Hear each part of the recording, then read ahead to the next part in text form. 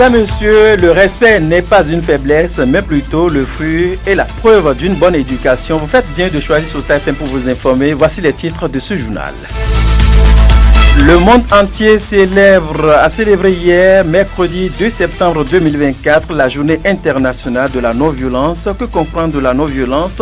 Sikiratou Bako, conseillère en santé et protection des enfants, spécialiste des questions de violence basées sur le genre, sera dans ce journal pour nous en parler davantage. Pendant ce temps, bonne nouvelle pour les consommateurs de l'IAM au Bénin. Ce tubercule très prisé par des populations, notamment au plan local, est désormais disponible sur le marché à des prix variables. Suivez dans ce journal quelques capsules réalisées par la rédaction. Et puis, Conseil des ministres, le gouvernement béninois demande l'autorisation de ratification d'un nouvel accord international. Il s'agit de l'accord du Google, du Green of Growth Institute. Donc, la demande déjà transmise à l'Assemblée nationale a été examinée et décidée en Conseil des ministres. Le point, sinon, l'essentiel à retenir, c'est dans ce journal avec le porte-parole du gouvernement, Wilfried Léandre Moubedi.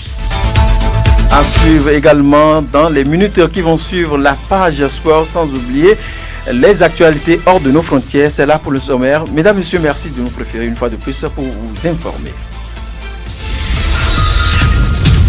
Sota Midi Magazine, le point de l'actualité de la journée sur ta radio. Sota FM, c'est maintenant et tout de suite. De nouveau, merci de nous recevoir chez vous. L'on a célébré hier mercredi 2 octobre la journée internationale de la non-violence. Cette célébration est célébrée justement depuis plusieurs années. Le thème retenu pour l'édition 2024 est promouvoir une culture de paix. Comment les acteurs de la lutte contre les violences basées sur le genre perçoivent-ils une telle commémoration? Et à cette interrogation, Sikiratou Bako, conseillère en santé et en protection des enfants, se prononce, extrait de ses propos. Très fier de cette journée. La journée, si nous l'observons tous, cette journée, normalement, c'est une journée de joie pour tout le monde. Et puisque, comme on le dit, une journée non violente, elle est toujours la bienvenue. C'est comme une société non violente où tout le monde vit sans crainte et autres dans la société. Notons que les violences basées sur le genre constituent des actes ou des pratiques qu'on exerce en fonction du sexe. Aujourd'hui, les gens ont tendance à voir seulement les violences faites aux femmes. Mais non, c'est pour ça dans la définition dit en fonction du sexe. Ça peut être à l'endroit de l'homme comme à l'endroit de la femme.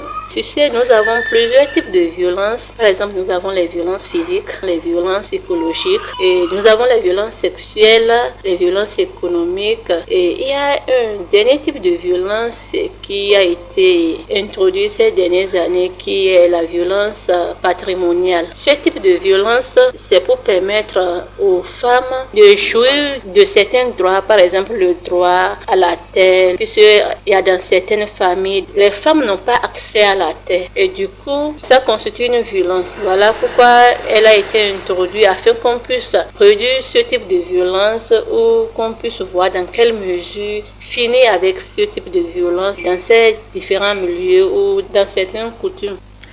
Mesdames, Messieurs, il faut noter qu'il existe plusieurs types de violences basées sur le genre. Nous dit ici Madame Sikiratou Bako, notre source met également l'accent sur les types de violences, notamment constatés sur place ici à Malanville, et elle revient sur un bilan partiel. Je vous invite à suivre une fois de plus Sikiratou Bako, conseiller en santé et protection des enfants sur place à Malanville.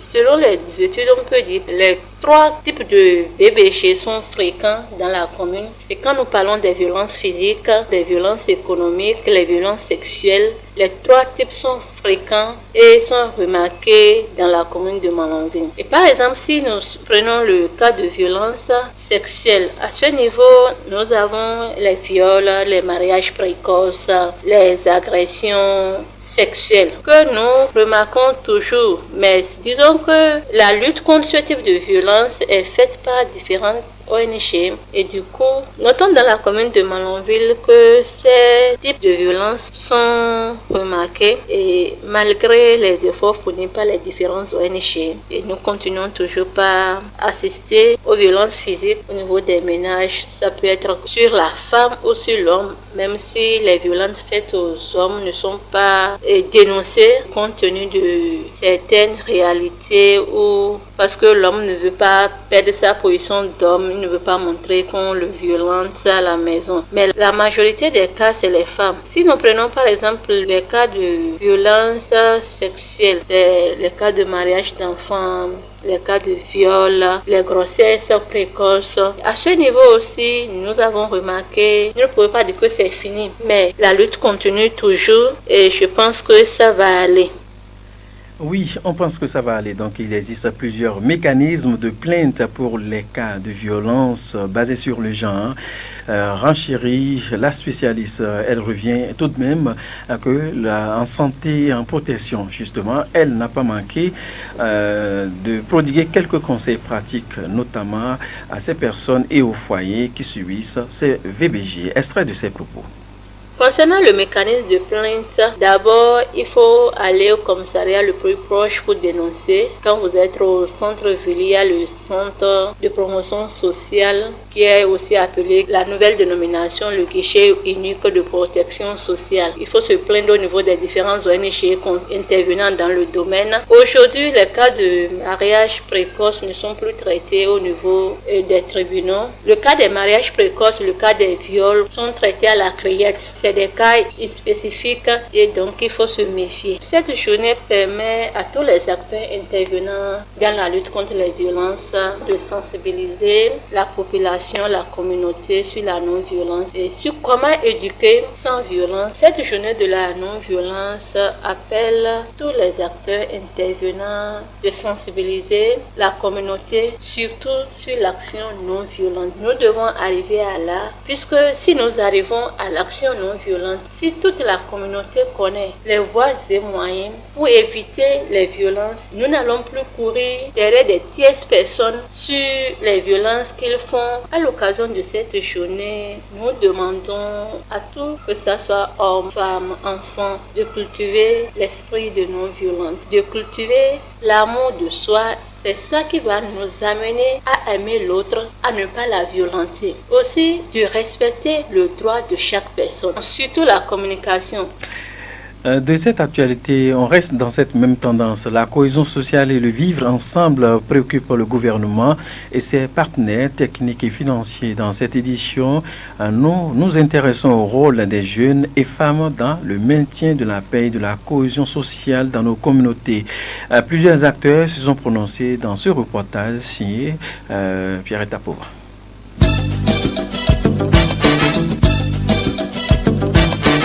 Le développement de nos pays à l'avenir pour une paix durable, c'est nous. La paix, la cohésion sociale et le vivre ensemble au Bénin préoccupent le gouvernement et ses partenaires techniques et financiers. Et dans cette recherche de paix, aucune couche de la société n'est à mettre de côté. Hospice Aloyon, maire des jeunes de la commune de Malanville, met un accent particulier sur le rôle de la jeunesse dans le maintien de la paix dans nos communautés. Les jeunes ont une capacité unique à mobiliser les communautés et à créer un changement positif. Ils peuvent alors utiliser cette capacité pour promouvoir le dialogue interculturel et interreligieux et même pourquoi pas construire des ponts entre différents groupes sociaux. Ils peuvent contribuer à réduire les tensions et à prévenir les conflits. Au-delà de la jeunesse, quel doit être le rôle de la femme dans la recherche d'une paix durable dans nos communautés? À cette préoccupation, Léo Kadi, la trentaine environ et femme leader dans la commune de Malanville, répond. On doit s'aimer entre nous, pardonner quand ton prochain t'offense. Et dans le foyer, elle doit aussi jouer ses rôles, participer à l'éducation des enfants, s'occuper également de son mari, faire partie du rôle de la femme pour procurer la paix. Lisette Adelabou, femme leader aussi à Malanville, renchérit. Quand nous cultivons la paix dans nos foyers, nous vivons dans une parfaite harmonie. Que ce soit les enfants également, ils voient que non, Mes parents sont des gens respectueux, il n'y a pas de violence. Et pour le pasteur de l'église Pentecôte, district de Malanville, la voix de la femme doit être aussi prise en compte puisqu'elle est le pilier de la famille. Bienvenue, Goronou. La femme est le pilier de la paix. La voix de la femme aussi porte beaucoup. La femme ne doit pas être négligée dans ce qu'on appelle la cohésion de la paix. Parce que la femme fait souvent appel aux signes d'amour. C'est ça qui est le socle de la paix. La cohésion sociale et le vivre ensemble restent un enjeu citoyen. Nous sommes tous concernés et personne ne sera de trop. Il faut que partout où nous allons passer, nous passons les messages de la paix. C'est ça qui va garantir la paix de nous tous.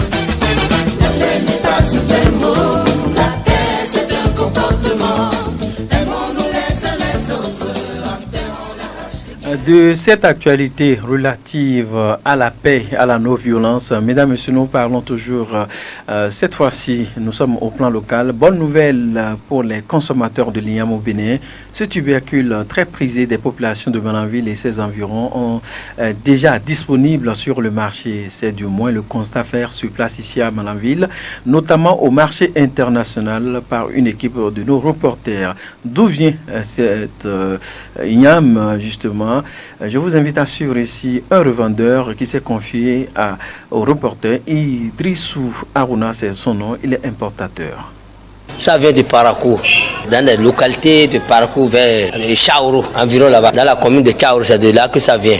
Là-bas, là, c'est pas moins cher. De toute façon que nous achetons ça là-bas, des fois on achète ça à 20 000 et le conditionnement est là encore, il nous prend de l'argent. Arrivé à Manaville encore, le conditionnement nous sert, il nous prend l'argent. Avant, lorsqu'on venait à Manaville, à la poste de douane, on ne paie pas. Si c'est pas le pont seulement, c'est là qu'on paie. Mais maintenant là, la douane de Ndali là, on paie maintenant 30 000 francs. Arrivé à Boussoukali, c'est la même douane qui est là. La même douane de Ndali qui est là, on paie 30 000 francs quoi. À Malanville même, la douane qui est là, il nous prend 50 000 francs. Si le titan est chargé plein, c'est là qu'on a eu pète. Parce que ceux qui sont en train d'acheter, eux aussi nous disent qu'il y a la douane qui paie là-bas, qui leur prend de l'argent.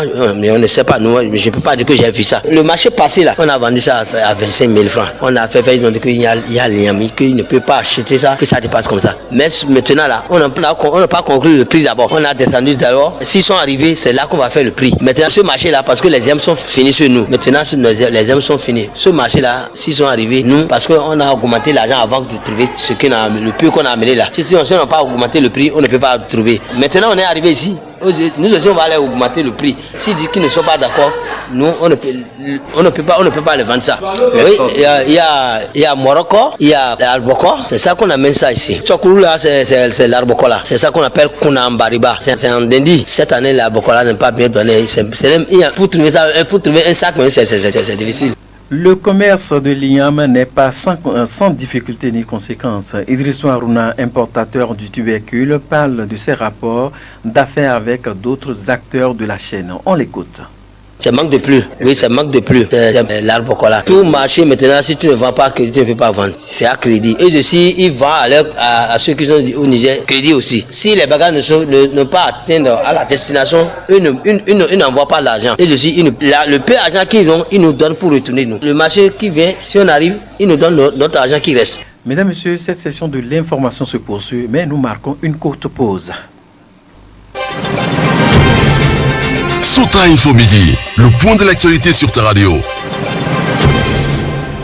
Retour sur l'actualité. Nous parlons donc de cette actualité. Nous prenons donc la direction de Cotonou. Le gouvernement béninois demande l'autorisation de ratification d'un nouvel accord international. Il s'agit de l'accord du Global Green Growth Institute. La demande déjà transmise à l'Assemblée nationale a été examinée et décidé en Conseil des ministres hier mercredi 2 octobre, à suivre les précisions données ici par le porte-parole du gouvernement à travers son traditionnel compte-rendu. Wilfried Léandre Humbedi.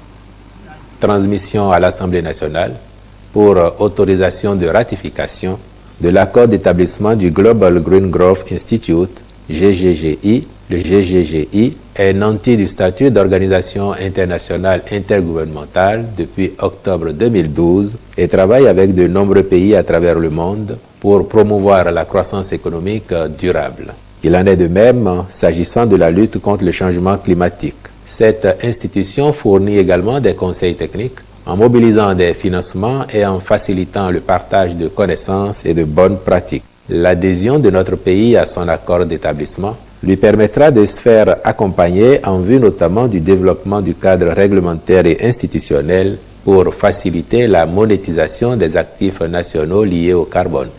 Le Conseil des ministres s'est penché également sur les défis sécuritaires du Bénin. Ainsi, il a été décidé de la création de l'Académie logistique de Ouidah pour faire efficacement face aux préoccupations liées à la sécurité, ceci à travers des informations professionnelles. Léandre Hongwedi parle par ailleurs de la convocation du corps électoral le dimanche 5 janvier prochain pour l'élection des membres de l'Assemblée consulaire. On l'écoute. Création de l'Académie logistique de Ouidah et approbation de ses statuts. Pour faire efficacement face aux défis sécuritaires en Afrique, et plus particulièrement dans notre sous-région, une plus grande professionnalisation des armées est requise, notamment à travers le renforcement de capacités des personnels en matière de logistique. À cet effet, notre pays a engagé des discussions avec des partenaires européens en vue de la mise en place d'un centre de formation répondant aux normes et standards internationaux, d'où la création de la présente académie basée à Ouidah et dont les statuts ont été, par la même occasion, adoptés. Elle sera ouverte au personnel des forces de défense et de sécurité, ainsi qu'au personnel civil spécialisé dans une des fonctions de la logistique. Au nombre des mesures normatives, il a été également adopté le décret portant convocation du corps électoral le dimanche 5 janvier 2025 pour l'élection des membres de l'Assemblée consulaire de la Chambre de commerce et d'industrie du Bénin, CCI Bénin, au titre de la mandature 2025-2030. Au titre des manifestations et rencontres, entre autres, le gouvernement a décidé de la célébration à Kandi de la 27e édition de la Journée nationale de mobilisation pour la lutte contre les troubles dus à la carence en iode. Suivez les détails de Wilfried Léandre Hongwedi. S'agissant des rencontres et manifestations internationales, il a été autorisé sous cette rubrique. La célébration au Bénin, le 5 octobre 2024, de la 31e Journée mondiale des enseignants, de même que l'organisation au Bénin, du 2 au 4 octobre 2024, de la 19e réunion des ministres chargés des télécommunications, TIC, digitalisation et de la poste de la CEDEAO, du 6 au 8 octobre 2024, de la 6e édition de la Journée mondiale du coton, du 17 au 19 octobre 2024, du 3e congrès des soins palliatifs et de la 4e Journée mondiale des soins palliatifs, de la 27e édition de la Journée nationale de mobilisation pour la lutte contre les troubles dus à la carence en iode, le 27 octobre 2024 dans la commune de Kandi. Donc il faut retenir qu'à partir de cette journée, la journée nationale de mobilisation pour la lutte contre les troubles dus à la carence en iode sera donc à sa 27e édition, notamment au Bénin. Mesdames, Messieurs, nous dressons les tapis verts pour les nouvelles sportives. Le sport dans son ensemble et avec toutes les disciplines, c'est sur Sota FM, la meilleure pour les informations sportives d'ici et d'ailleurs. Les sports, c'est sur la radio Sota FM. Dans cette édition, nous parlons notamment de l'éliminatoire CHAN 2024, les dates officielles du tirage au sort le Bénin qui sera bientôt fixé. Les choses se précisent de plus en plus pour l'édition 2024 du CHAN 2024. La CAF a récemment levé le voile sur la date du tirage au sort des éliminatoires du tournoi. Le dit tirage aura lieu le 9 octobre 2024. Cette étape marquera le début du parcours des équipes locales en lice pour une qualification à la phase finale de la compétition. Le Bénin engage dans la zone UFA-B va connaître, à cette occasion, son adversaire et le format de son entrée en lice. Et dans un communiqué officiel, la CAF annonce donc la date du tirage qui va permettre de déterminer le chemin à parcourir pour atteindre la phase finale du CHAN qui se déroulera du 1er au 28 février 2025 au Kenya en Rwanda, donc, et en Tanzanie. De cette actualité, tout de suite, très rapidement, nous abordons donc la Coupe du Monde des clubs 2025. La FIFA relève les stades, relève donc le nom des stades. La FIFA a récemment annoncé les 12 stades qui accueilleront la Coupe du Monde des clubs 2025. Il s'agit d'un nouveau format qui va marquer le début d'une nouvelle ère pour le football du club. Ce tournoi se déroulera du 15 juin au 13 juillet 2025 aux États-Unis avec la participation des 32 meilleurs clubs du monde entier. Le coup d'envoi sera donné le 15 juillet, tandis que la finale se jouera le 13 juillet 2025. C'est ce qu'on peut retenir de quelques capsules de nouvelles sportives. À présent, nous installons Zul Kifilona pour les nouvelles hors de nos frontières. Zul Kifilona, c'est vous. Bienvenue. Les nouvelles hors de nos frontières, c'est avec vous. Bonjour Bruno Gakli. Au Burkina, le gouvernement de la REA part du tout concerné par le recrutement de mercenaires centrafricains, vous nous dites. Au Burkina Faso, le 29 septembre 2024, la télévision a diffusé une vidéo posthume du commandant Ahmed Kinda, présenté comme le meneur d'une tentative de coup de force avortée contre les autorités. Ce dernier y évoque, entre autres, l'embauche de 150 mercenaires en Centrafrique. Le gouvernement n'est pas du tout concerné puisque nous ne nous rapprochons. Rien à réagir, Maxime Balalou, porte-parole du gouvernement à Bangui. Nous avons d'excellentes relations avec le Burkina Faso. Centrafrique, cette fois-ci, un rapport de la société civile épingle la gestion du secteur pétrolier. Réalisé par le groupe de travail de la société civile sur la crise centrafricaine, le document se penche sur la gestion des carburants en RCA, pays où les pénuries d'essence sont récurrentes et les prix à la pompe les plus élevés du continent. Une situation qui explique par un certain nombre de facteurs structurels, mais aussi par le monopole confié à l'entreprise camerounaise Neptune et les pratiques qualifiées des mafieuses au sein de l'administration. On va finir avec vous, Zulkifil Lona, cette fois-ci avec la République démocratique du Congo. Réviser la Constitution, une volonté du parti présidentiel qui provoque une opposition grandissante.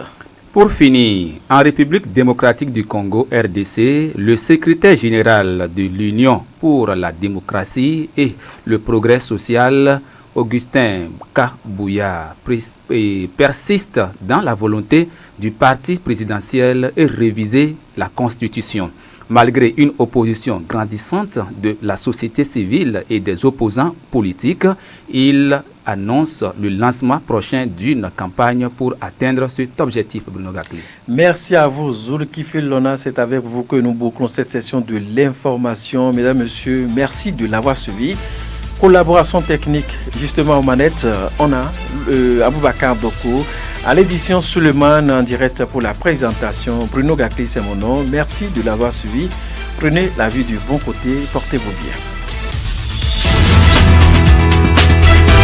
C'était Sota Midi Magazine, le rendez-vous informatif de la mi-journée.